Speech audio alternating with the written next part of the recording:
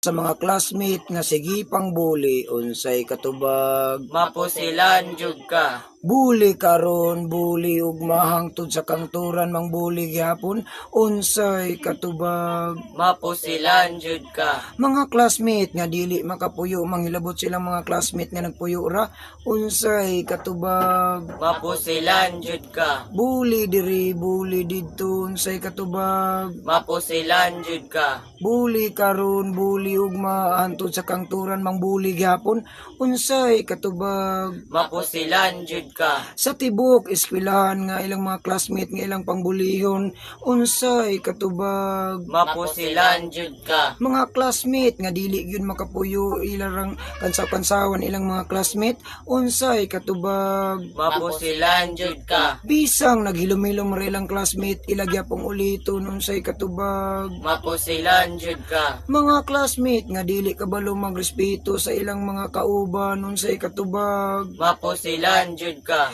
Kining mga classmate nga dili gid maminaw sa ilang mga maestra maong ilang dalon sa ilang mga classmate unya mang bully ra unsay katubag. Mapusilan jud ka. Dili man sa ingon nga nagpadungog-dungog kami kay tinuod man sa unsay katubag. Mapusilan jud